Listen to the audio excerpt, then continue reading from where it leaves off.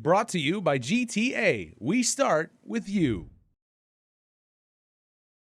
Congressman San Nicolas provided an update on federal assistance, saying as the U.S. economy starts to heat up, the pandemic help will start to taper down.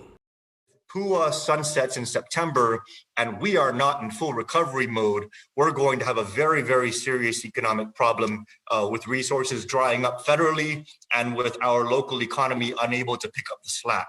San Nicolas will be meeting with GVB on ways he can help with restarting our main tourism industry.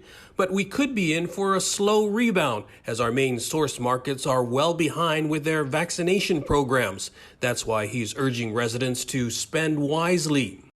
But I do want everybody to be mindful that we cannot go out and do a lot of luxury purchases or do a lot of feel-good buying. We are skating on thin ice. And so that kind of work needs to continue, but we need to look forward to the future, very, very mindful of the fact that until that is concrete, everybody needs to be on guard, and we need to be very, very careful of how we spend our money. But we could get a boost from the $1.9 trillion National Infrastructure Improvement Program the Biden administration will try to push through Congress.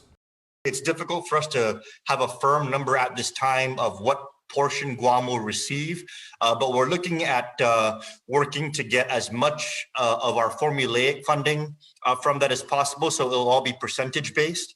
And then on top of that, bumping up the numbers for our specific areas that we're targeting, especially the mass transit funding and the housing for senior citizens and for people with disabilities. Meanwhile, San Nicolas says he expects the $661 million in discretionary assistance for the administration will be released by the end of the month. The governor plans to withhold about $300 million of that to build a new hospital. I would say that setting that funding aside for that purpose at this point may not be a bad idea, but if our circumstances on the ground don't markedly improve in the months ahead, we may need to reconsider whether programming that funding into different areas to fill the gap in the interim might be a better strategy.